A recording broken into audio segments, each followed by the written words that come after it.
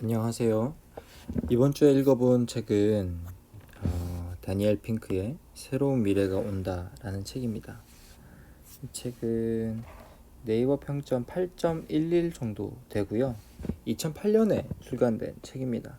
실제로 좀 출간된 지는 오래돼서 내용 자체가 현재 트렌드에 맞다 안 맞다 라고 설명드리긴 조금 웃기지만, 조금 흥미로운 점 뭐냐면 이 책이 어떤 내용이냐면 2008년에 이제 앞으로 펼쳐질 미래가 어떤 미래인데, 그때의 인재가 어떤 조건들을 갖춰야 한다라는 얘기를 하는 거거든요.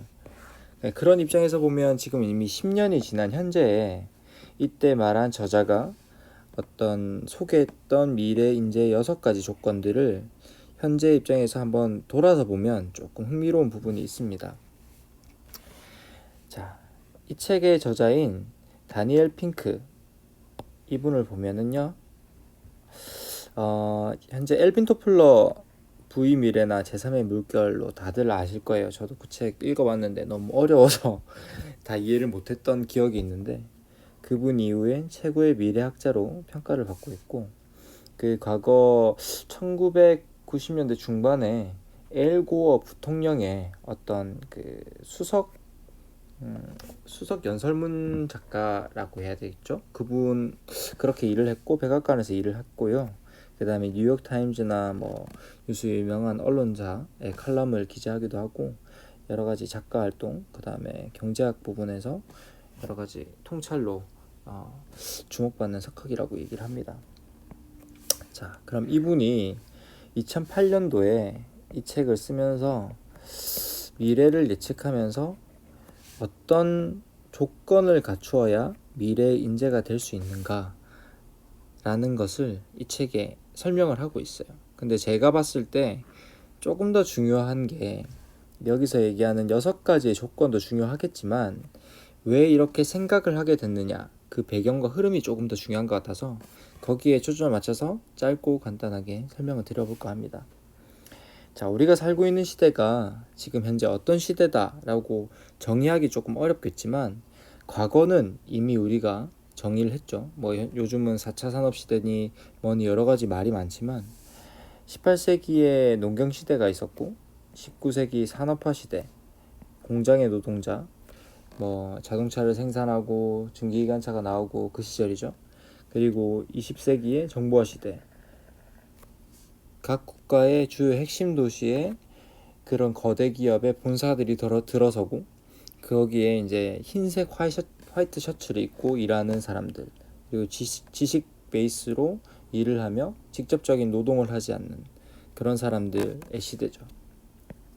자, 그럼 앞으로 미래는 어떤 시대냐? 이 책에서는 하이 컨셉, 하이 터치 시대라고 얘기하면서, 이 하이 컨셉은 예술적, 감성적, 아름다움을 창조하는 능력, 그리고 하이 터치는 공감을 이끌어내는 능력이라고 얘기를 하고 있습니다. 자, 여기서 여기를 딱 끊어서 보면은 이 지식 근로자가 활동했던 이 시기는, 이 저자가 말하기는 우리 뇌에서 좌뇌 주도형 사고 인재가 활동을 했던 시대라고 합니다. 되게 주목을 받았고 중요시되었던 시대인 거죠. 이 좌뇌는 우리가 흔히 알고 있듯이 되게 논리적 사고에 좀 강점이 있습니다. 순차적이고 언어적이며 기능적, 문자적, 분석적 특징을 가지고 있고요. 우뇌 주도형은 우리가 흔히 알고 있는 예술적 사고죠.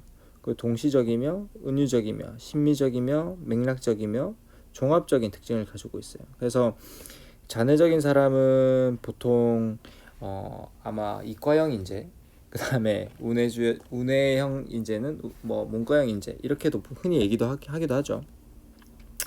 근데 이때 이 지식근로자 시대, 정보화 시대에는 이 자뇌주도형 사고 인재가 주목받던 시대였고, 우리가 흔히 쓰는 그 IQ, 그 다음에 흔히 얘기하는 IQ, 그 다음에 수학 능력 시험, 모든 것들이 이 좌뇌주도형 어떤 지능을 판단하는 그런 척도였다라고 얘기를 하고 있습니다.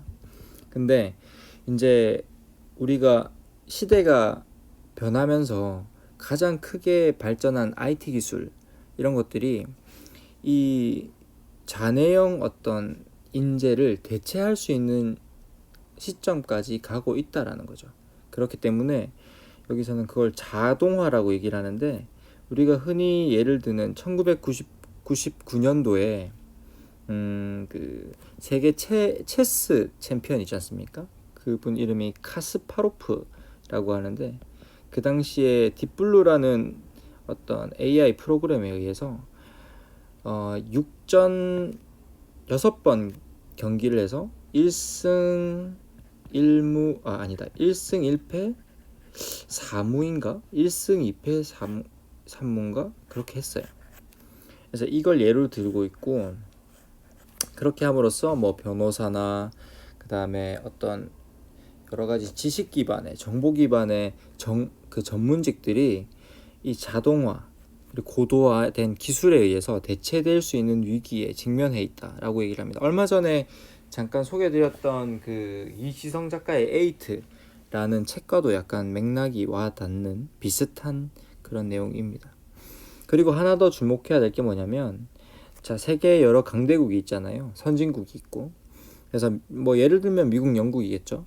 그 다음에 유럽 여러 나라들이 있을 텐데, 그런 나라들이 이제 아웃소싱을 하기 시작했는데, 아시아 예를 들면 이제 그 인도의 IT 기술이 되게 발달을 했잖아요. 근데 발달한 그 기술력에 비해서는 임금이 매우 낮습니다. 그래서 최근에 뉴스를 보거나 신문을 보면 거대한 기업의 CEO나 CTO가 인도인으로 많이 대체되고 있어요.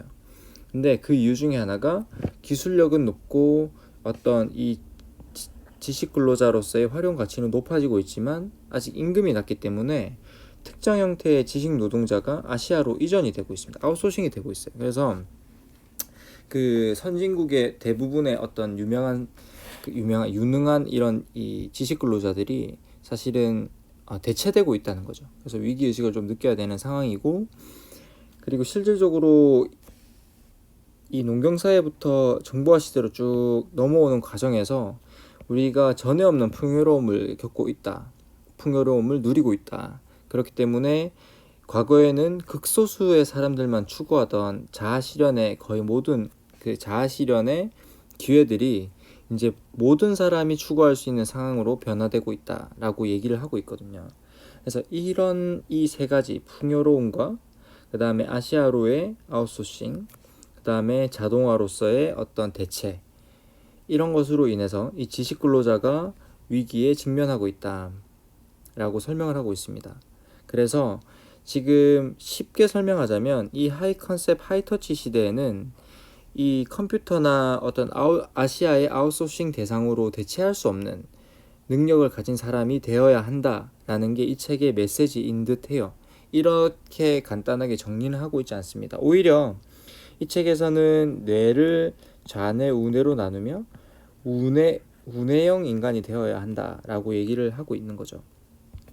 자, 그러면은 이런 어떤 얘기를 바탕으로 해서, 방금 전에 설명드린 내용을 바탕으로 해서 이 책에서 설명하고 있는 미래의 6가지 조건은, 첫 번째는 디자인, 두 번째는 스토리, 세 번째는 조화, 네 번째는 공감, 다섯 번째는 유희, 일곱 번째는 의미입니다.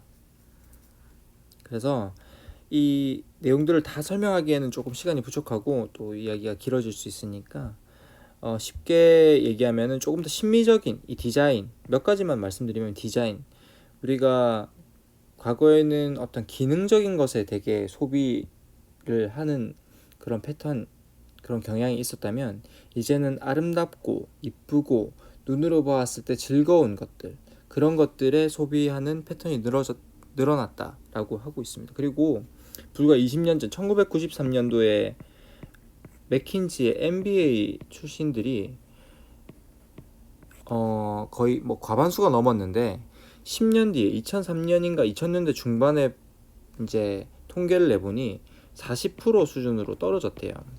그런 것들을 보면서 지금 현재는 MFA라고 그 파인 아트, 그 미술 석학이라는 과정이 있답니다. 그래서 여기에 대한 어떤 관심도와 선호도가 매우 높아진 상태라고 해요. 그러니까 어떤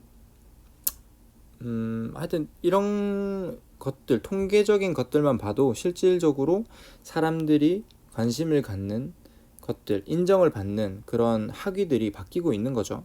실제로 제 주위만 해도 MBA는 이제는 어떤 학문을 배우러 간다기보다는 인맥을 쌓기 위해 간다라고 얘기하는 사람이 많고, 국내 MBA는 가성비가 떨어진다, 이런 사람들이 사실 많이 늘어나고 있습니다.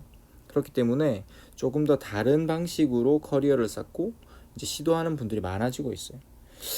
그리고 뭐 스토리, 우리가 이제는 사실 구글로 단어만 치면 모든 정보를 찾을 수 있고, 사실은 유료 정보도 노력만 기하면 찾을 수 있는 시대라고 보여져요.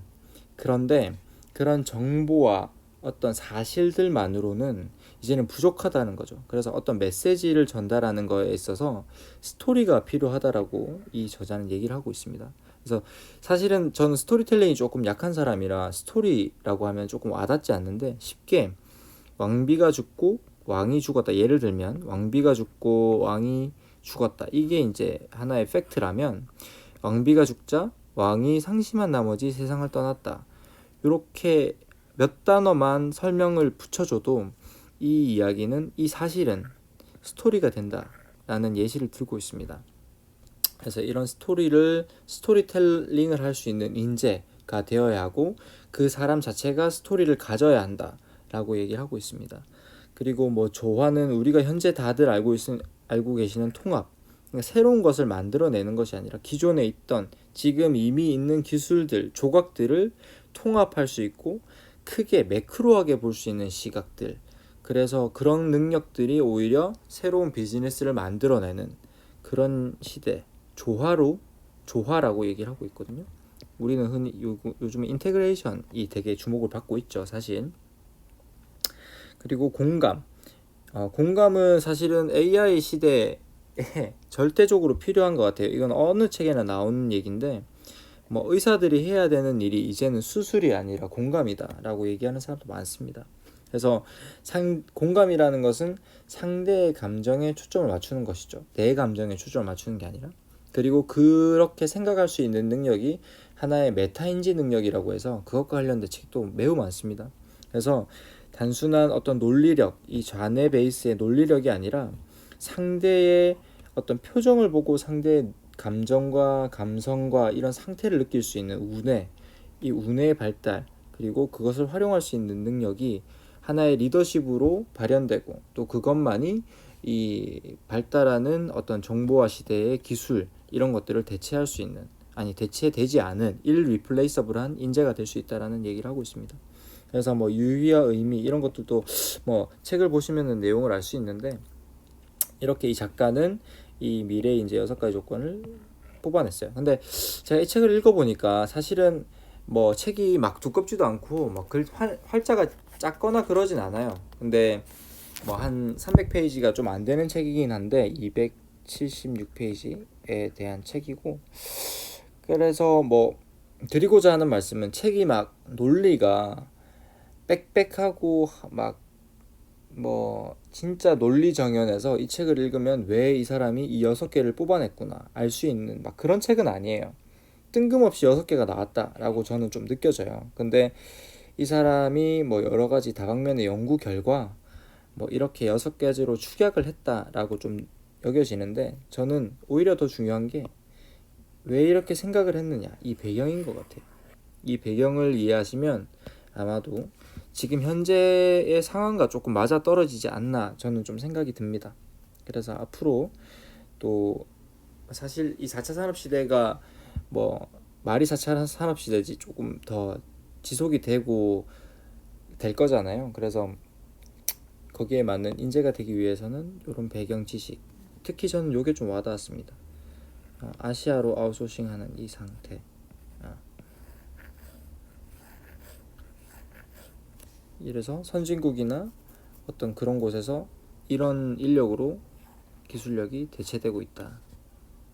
그래서 대체할 수 없는 하이 컨셉 터치 시대의 인재가 되기 위해서는 이런 것들이 필요하다. 통합적인 사고, 좀 더 크게 볼 수 있는 그런 게 필요하다. 저는 그게 좀 와닿았고, 뭐 굳이 사서 읽어보시진 않으셔도 될 것 같아요. 조금 짧고 부족했지만 어쨌든 새로운 미래가 온다. 다니엘 핑크의 새로운 미래가 온다라는 책을 간략하게 소개드려 봤습니다. 이번 주는 여기까지 하겠습니다. 감사합니다.